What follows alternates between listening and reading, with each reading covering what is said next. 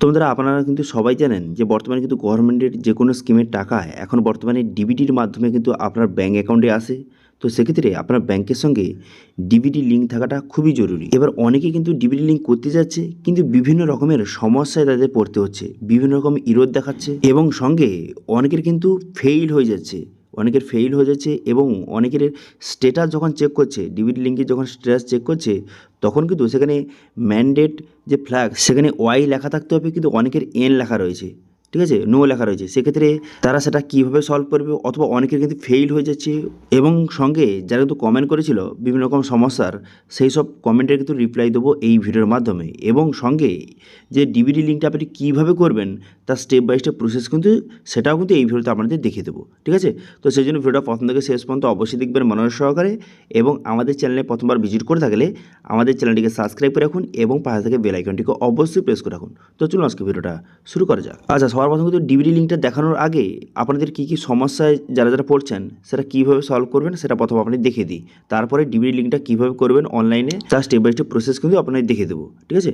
দেখুন, এনপিসির অফিসিয়াল ওয়েবসাইটে যাওয়ার পর যদি এরকম দেখায় যে 500 এইভাবে ইরোড দেখায়, তো সেক্ষেত্রে বুঝতে পারবেন এটা কিন্তু সার্ভার প্রবলেমের জন্য। একটু পরে ট্রাই করবেন, আপনার কিন্তু ওয়েবসাইটটা খুলে যাবে, এনপিসির অফিসিয়াল ওয়েবসাইট খুলে যাবে। এবার যদি আপনার ইরোডটা এরকম দেখায় যে your request ID has been invalid অথবা expire, try with fresh request এরকমই দেখায়, তো সেক্ষেত্রে বুঝতে পারবেন যে প্রতিটা রিকোয়েস্ট আইডির ক্ষেত্রে একটা লিমিট অথবা টাইম কিন্তু থাকে, ঠিক আছে। এবার সেই লিমিটটা যখন আপনি পেরিয়ে যান তখন কিন্তু এইরকম দেখায়। তো সেক্ষেত্রে এরকম দেখালে একটু পরে ট্রাই করবেন, 1-2 ঘন্টা পরে আপনি ট্রাই করবেন, আপনার কিন্তু যে ওয়েবসাইটটা সাকসেসফুলিভাবে ওপেন কিন্তু হয়ে যাবে, ঠিক আছে। আচ্ছা, এখানে কিন্তু খুবই গুরুত্বপূর্ণ। দেখুন, বর্তমানে আপনি যখন স্ট্যাটাসটা চেক করছেন তখন এরকম শো হচ্ছে। এবার এখানে কিন্তু লেখা থাকতে হবে যে এনেবল ফর ডিবিডি, এই কথাটা লেখা থাকতে হবে এবং আপনার ব্যাংকের নামটা লেখা রয়েছে এবং ম্যান্ডেট ফ্ল্যাগ এখানে কিন্তু ওয়াই লেখা থাকতে হবে, ঠিক আছে। এবার যদি আপনার কোনো কারণে এখানে যে ম্যাপিং স্ট্যাটাস এখানে এনেবেল যে লেখা রয়েছে, এখানে যদি এনেবেল না লেখা থাকে, অথবা যে ম্যান্ডেট ফ্ল্যাগ এখানে ওয়াই জায়গায় যদি এন লেখা থাকে, ঠিক আছে, তো সেক্ষেত্রে আপনি কী করবেন। দেখুন, সেক্ষেত্রে কিন্তু আপনাকে যত তাড়াতাড়ি সম্ভব ব্যাংকে কিন্তু ভিজিট করুন। আপনার যেই ব্যাংকটা বর্তমানে আপনি ডিবিটি লিঙ্কটা করতে চান সেই ব্যাংকের ব্রাঞ্চে কিন্তু অবশ্যই গিয়ে কিন্তু এই কাজটি সলভ করতে হবে। অনলাইনে কেবলমাত্র লিঙ্ক করতে পারবেন, কিন্তু এই যে ম্যান্ডেট ফ্ল্যাগ এখানে ওয়াই জায়গায় এন লেখা রয়েছে, অথবা এখানে যে ডিবিটি যে এনেবেল লেখা রয়েছে এটা হচ্ছে ডিসেবল লেখা রয়েছে, তো সেক্ষেত্রে আপনাকে ব্যাংকে ভিজিট করতে হবে। এছাড়াও যারা কিন্তু অনলাইনে যারা ডিবিটি লিঙ্ক করছেন কিন্তু কোনো কারণে ফেল হয়ে যাচ্ছে, ইনভ্যালিড দেখাচ্ছে, তো সেক্ষেত্রে তাদেরও কিন্তু ব্রাঞ্চে কিন্তু ভিজিট করতে হবে। এবং সঙ্গে যাদের কিন্তু অনলাইনে ব্যাংকের লিস্ট যখন বেরোচ্ছে সেই লিস্টে আপনার ব্যাংকের নাম নেই, সেক্ষেত্রেও কিন্তু আপনাকে ব্যাংকে কিন্তু গিয়ে এই ডিবিটি লিঙ্কটা করতে হবে, ঠিক আছে। এখানে একটা কথা বললে কি, অনেকে যাদের ফেল দেখাচ্ছে, ইনভ্যালিড দেখাচ্ছে, তো সেক্ষেত্রে অনেকের কিন্তু আধার লিঙ্ক কিন্তু নেই। আপনার ব্যাংকের সঙ্গে আধার লিঙ্ক যদি থেকে থাকে তবে কিন্তু সেই ব্যাংকের ডিবিটি লিঙ্কটা আপনি করতে পারবেন, ঠিক আছে। তো এই কথাটা খেয়াল রাখবেন। এবং সঙ্গে আপনার আধার ডিটেলস এবং ব্যাংকের ডিটেলস যেন সেম হয়, তবেই কিন্তু আপনি ডিবিটি লিঙ্কটা করতে পারবেন। যদি সেম না হয় অথবা যদি আপনার ব্যাংকে আধার লিঙ্ক না থেকে থাকে, তো সেক্ষেত্রে এইভাবে কিন্তু ফেল হয়ে যাবে, ইনভ্যালিড দেখাবে, এরকম কিন্তু সমস্যা দেখাবে। তো সেক্ষেত্রে অবশ্যই কিন্তু ব্যাংকে গিয়ে আপনাকে ডিবিটি লিঙ্কটা করতে হবে, অনলাইনে কিন্তু হবে না, ঠিক আছে। আচ্ছা, এখানে অনেকের কোশ্চেন রয়েছে যে আমার কিন্তু অনেকগুলি ব্যাংক রয়েছে, তো সেক্ষেত্রে সবগুলো ব্যাংকে কি আমি ডিবিটি লিঙ্ক করতে পারবো? না, তাদেরকে বলে কি না, সবগুলো ব্যাংকে কিন্তু ডিবিটি লিঙ্ক হয় না। যে কোনো একটা ব্যাংকে কিন্তু করতে পারবেন, যেটা আপনার মেন ব্যাংক, তার সঙ্গে ডিবিটি লিঙ্কটা করে নেবেন এবং সেই ব্যাংকে কিন্তু যে যোজনার টাকাগুলি ঢোকে যেই ব্যাংকে, সেই ব্যাংকটা আপনি করে নেবেন ডিবিটি লিঙ্কটা। তো সেক্ষেত্রে যোজনার টাকাগুলি সেই ব্যাংকে ঢুকবে, ঠিক আছে। অনেকে ভাবে যে ডিবিটি লিঙ্ক অথবা আধার লিঙ্ক সেম, এরকম কিন্তু নয়। আধার লিঙ্কটা প্রতিটা ব্যাংকে আপনি লিঙ্ক করতে পারেন। আপনার ধরুন 5টা অ্যাকাউন্ট রয়েছে, তো প্রতিটা ব্যাংকে কিন্তু আপনি আধার লিঙ্ক করতে পারবেন, কিন্তু ডিবিটি লিঙ্কটা কিন্তু যে কোনো একটা ব্যাংকে করতে পারবেন, যেই ব্যাংকে কিন্তু আপনি ডিবিটির টাকাটা পেতে চান। অর্থাৎ যে গভর্নমেন্টের বিভিন্ন রকম টাকা ডিবিটির মাধ্যমে আপনি যেই ব্যাংক অ্যাকাউন্টে পেতে চান তার সঙ্গে কিন্তু আপনি ডিবিটি লিঙ্কটা আপনাকে করতে হবে, ঠিক আছে। বোঝা গেল বিষয়টি। আশা করি আপনারা যে কমেন্ট করেছিলেন বিভিন্ন রকম সমস্যার জন্য সেগুলো আপনাদের জানিয়ে দিলাম। আচ্ছা, এবার আপনি দেখিয়ে দিই কীভাবে আপনি অনলাইনে ডিবিটি লিঙ্কটা করবেন, এনপিসিআই ডিবিটি লিঙ্কটা কীভাবে করবেন এবার আপনি দেখিয়ে দিই। তো সর্বপ্রথম এনপিসির অফিসিয়াল ওয়েবসাইটে চলে আসবেন, এই লিঙ্ক ভিডিও ডেসক্রিপশনে প্রোভাইড করে দেবো, সেখান থেকে ডাইরেক্ট এখানে চলে আসবেন। এখানে চলে আসার পর এরপর আপনি কী করবেন, এখানে কাস্টমার বলে অপশন রয়েছে, এই অপশানে ক্লিক করবেন। এই অপশানে ক্লিক করে এখানে ভারত আধার সিডিং এনেবেলার বেস লেখা রয়েছে, এই অপশানে ক্লিক করবেন। এই অপশানে ক্লিক করে দেওয়ার সঙ্গে সঙ্গে নেক্সট পেজ কিন্তু আপনার সামনে ওপেন হয়ে যাবে। নেক্সট পেজ ওপেন হয়ে যাওয়ার পর এরপর এরপর আপনি কী করবেন, এরপর দেখতে পাচ্ছেন এখানে বিভিন্ন রকম অপশানস হয়ে গেছে। সর্বপ্রথম আপনাকে চেক করতে হবে যে বর্তমানে আপনার ব্যাংকের সঙ্গে যে আধার এনপিসিআই ডিবিটি লিঙ্কটা রয়েছে কিনা, ঠিক আছে, ডিবিটি লিঙ্কটা আপনার ব্যাংকের সঙ্গে রয়েছে কিনা সেটা চেক করার জন্য আধার ম্যাপ স্ট্যাটাস এই অপশানে ক্লিক করবেন। এই অপশানে ক্লিক করে এখানে আধার নাম্বারটা বসাবেন, আধার নাম্বার বসিয়ে ক্যাপচা বসিয়ে চেক স্ট্যাটাস অপশানে ক্লিক করবেন। এই অপশানে ক্লিক করে দেওয়ার সঙ্গে সঙ্গে আধার কার্ডের সঙ্গে যেই মোবাইল নাম্বার লিঙ্ক রয়েছে মোবাইলে ওটিপি যাবে, সেই ওটিপিটা বসিয়ে কনফার্ম করে দেবেন।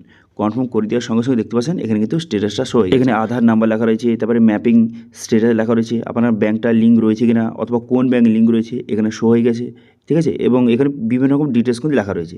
এবার এখানে যেই ব্যাংকটা আপনার লিঙ্ক রয়েছে সেটা আপনি চেঞ্জ করতে চান, চেঞ্জ করে অন্য ব্যাংক লিঙ্ক করতে চান, সেটা কীভাবে করবেন, অথবা যাদের কিন্তু কোনো রকম ব্যাংকটা লিঙ্ক নেই তারা নতুনভাবে কীভাবে লিঙ্ক করবেন, ঠিক আছে, নতুন লিঙ্ক করতে চান সেক্ষেত্রে কীভাবে করবেন সেটা আপনাকে দেখে দিই। তো সেক্ষেত্রে আধার সিডিং ডিসিডিং এই অপশানে ক্লিক করবেন। এই অপশানে ক্লিক করে এখানে কিন্তু কনফার্ম বাটনে ক্লিক করবেন। কনফার্ম বাটনে ক্লিক করে দেওয়ার সঙ্গে সঙ্গে নেক্সট পেজ কিন্তু আপনার সামনে ওপেন হয়ে গেল, রিকোয়েস্ট ফর আধার সিডিং ডিসিডিং। এবার প্রথম আপনি কী করবেন, এখানে আধার কার্ডের নাম্বারটা বসিয়ে দেবেন। বসিয়ে দেওয়ার পর তারপর আপনি কী করবেন, এখানে সিডিং অপশান সিলেক্ট করবেন, ঠিক আছে, request for Aadhaar seeding option কিন্তু আপনাকে সিলেক্ট করতে হবে, ঠিক আছে। সিডিং অপশান সিলেক্ট করে নেওয়ার পর ব্যাংকটা আপনাকে সিলেক্ট করতে হবে, যেই ব্যাংকটা আপনি লিঙ্ক করতে চান, ঠিক আছে, সেই ব্যাংকটা এখান থেকে আপনি সিলেক্ট কিন্তু করে নেবেন, ঠিক আছে। যেই নতুন ব্যাংকটা আপনি লিঙ্ক করতে চান সেই ব্যাংকটা এখান থেকে সঠিকভাবে সিলেক্ট করে নেবেন। ব্যাংকটা সিলেক্ট করে নেওয়ার পর তারপর আপনি কী করবেন, তারপর এখানে সিডিং টাইপ কিন্তু আপনাকে সিলেক্ট করতে হবে।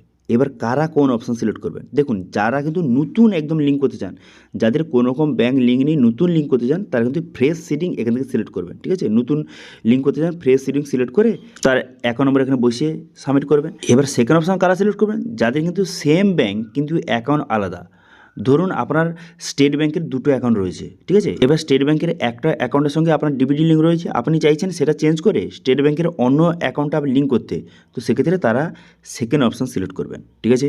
এবার 3 নম্বর অপশান কারা সিলেক্ট করবে, যারা কিন্তু একটা ব্যাংক থেকে অন্য ব্যাংকে ট্রান্সফার করছেন, যেমন আমার ক্ষেত্রে আমি স্টেট ব্যাংক থেকে পাঞ্জাব ন্যাশনাল ব্যাংকে আমি ট্রান্সফার করে দেখাচ্ছি, সো সেই জন্য আমি কিন্তু 3 নম্বর অপশানটা সিলেক্ট করব, ঠিক আছে। তো সেক্ষেত্রে বুঝতে পারলেন যারা নতুন তারা কীভাবে করবেন, যারা ট্রান্সফার করছেন বা চেঞ্জ করছেন তারা কোন অপশান সিলেক্ট করবেন আপনাদের বলে দিলাম। এবার তারপর আপনি কী করবেন, অ্যাকাউন্ট নাম্বার বসিয়ে দেবেন, যেই নতুন ব্যাংকটা আপনি লিঙ্ক করছেন সেই ব্যাংকের কিন্তু অ্যাকাউন্ট নাম্বার বসিয়ে দেবেন, সেই অ্যাকাউন্ট নাম্বারটা কনফার্ম করবেন, করে দেওয়ার পর টামার ঠিক চিহ্ন মেরে ক্যাপচাটা বসিয়ে এখানে সাবমিট বাটনে ক্লিক করবেন। সাবমিট বাটনে ক্লিক করে দেওয়ার সঙ্গে সঙ্গে তারপরে টামার পেজ কিন্তু খুলে যাবে, খুলে যাওয়ার পর তারপরে এগ্রি অ্যান্ড কন্টিনিউ বাটনে ক্লিক করবেন। এই অপশানে ক্লিক করে দেওয়ার পর তারপর কিন্তু আপনার আধার কার্ডের সঙ্গে যে মোবাইল নাম্বার লিঙ্ক রয়েছে মোবাইলে ওটিপি যাবে, সেই ওটিপিটা এখানে সঠিকভাবে বসিয়ে এখানে কনফার্ম বাটনে ক্লিক করবেন, ঠিক আছে, কনফার্ম বাটনে ক্লিক করে দেবেন।